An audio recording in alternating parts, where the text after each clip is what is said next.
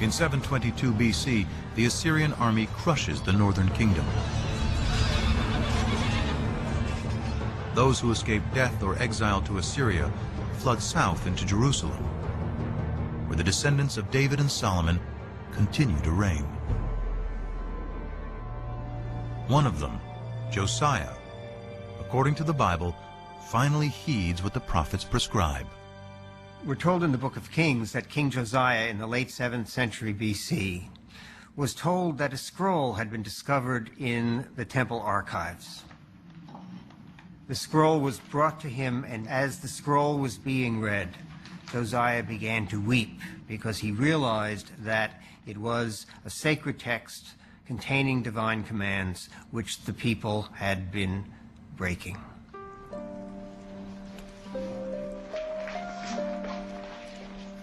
Scholars believe that the lost scroll is part of the 5th book of the Torah, Deuteronomy, a detailed code of laws and observance. It inspires another group of scribes in the 7th century BC, whom scholars call the D-writers.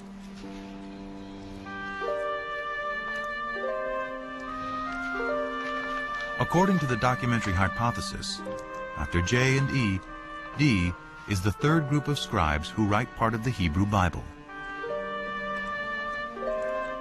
D retells the Exodus story and reaffirms the covenant Moses made between God and the Israelite people.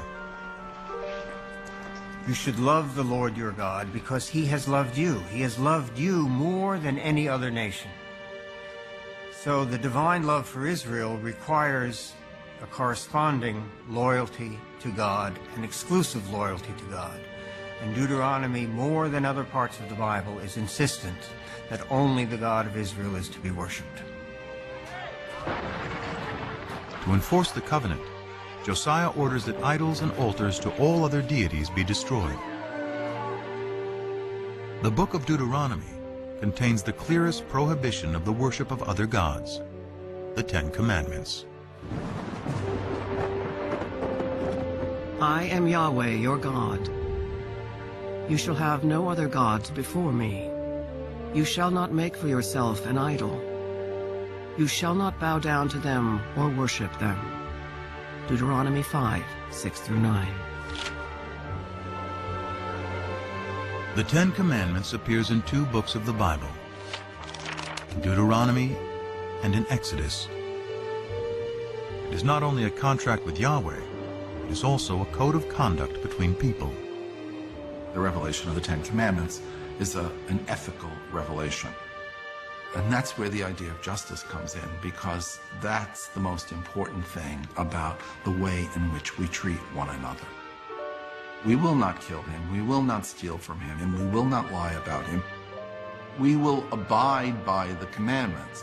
The commandments, as God himself repeatedly says through the later prophets, are already written on the hearts of human beings.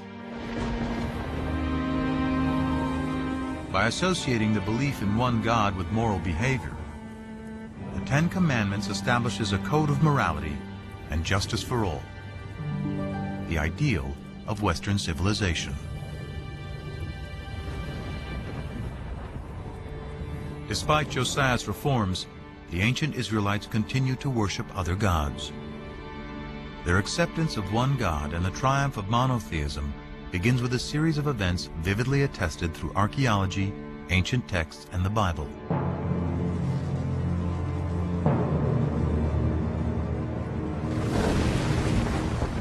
It starts with the destruction of Yahweh's earthly dwelling, the Jerusalem temple.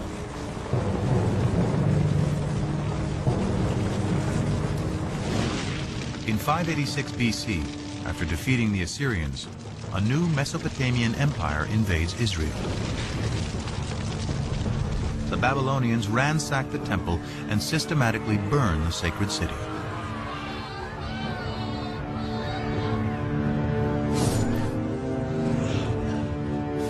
Before his eyes, the Babylonian victors slay the sons of Zedekiah, the last Davidic king, then blind him.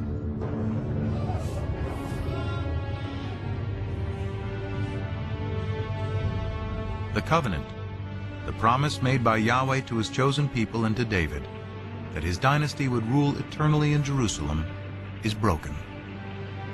After 400 years, Israel is wiped out. The destruction of Jerusalem created one of the most significant theological crises in the history of the Jewish people.